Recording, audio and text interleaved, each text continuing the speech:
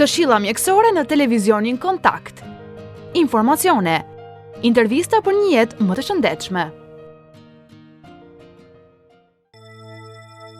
Në verë, trupi ynë ka nevojë për shumë ujë dhe zgjidhja është të nënshtrojeni një aktiviteti të rregullt fizik dhe të ndiqni një ushqyerje të pasur me ushqime diuretike dhe pastruese. Frutat dhe perimet absolutisht nuk duhet të mungojnë. Por ja se kush janë ushqimet më të përshtatshme për verë. Shalqiri mban vendin e parë në kategorinë e frutave sepse përmban rreth 90% ujë, që është shumë i domosdoshëm gjatë ditëve të nxehta. Ananasi, një tjetër frut i pasur me ujë, ndërsa renditet në ushqimet që djegin yndyrnat. Çaji jeshil ka mjaft cilësi pastruese, por është e këshillueshme që ta pini me stomakun bosh për të rritur efektet. Molla. Mollët janë të magnitshme për detoksifikimin e organizmit. Mollët ndihmojnë në eliminimin e mbeturinave në trup. Domatja. Nëse gjatë verës shqetësoheni për cilësinë e lëkurës suaj, në ushqyerjen tuaj të përditshme, mos harroni të konsumoni ushqimet më të mira anticelulit, veçanërisht domatet, të cilat kanë një përmbajtje të lartë uji dhe kriprash minerale. Ato favorizojnë eliminimin e toksinave. Dhe së fundmi tërshëra. Përse ju përket drithrave, ju sugjerohet zgjedhja e tërshërës e duhur për të pastruar organizmin.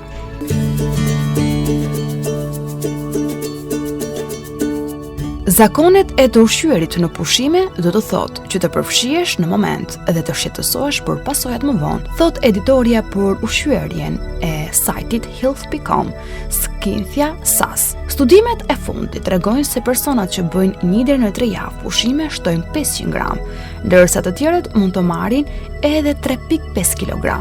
Ja disa sugjerime se çfarë të bëni për të shmangur shtimin e peshës. Së pari, kontrolloni vaktin e mëngjesit. Pak njerëz kontrollojnë çdo vakt të ushqimit gjatë pushimeve.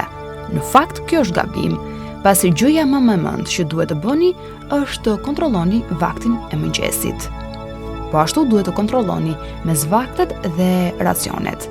Zakonisht, drekat dhe darkat janë më përfshirëse, ndaj fokusoni tek mëngjesi që të kapërceni karbohidratet dhe kujdes me racionet.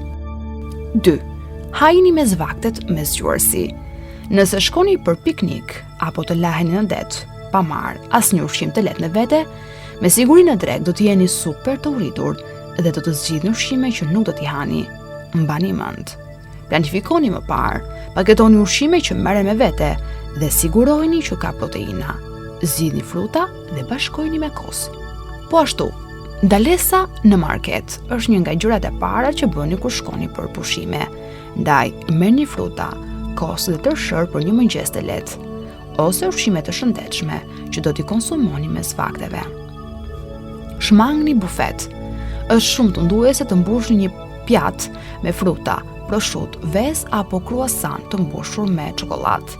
Dhe së fundmi, merrni rrugën e gjatë. Bëni ecje deri tek restoranti ku do të hani darkë, por gjatë plazhit, në ndonjë muzeum apo në ndonjë vend të veçantë që doni ta vizitoni.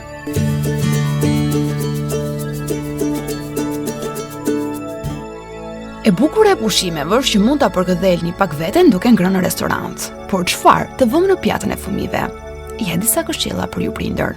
Së pari, perimet dhe frutat të freskëta janë ushqime ideale për të hidratuar organizmin dhe për të furnizuar me kripra minerale që ikin me djersën.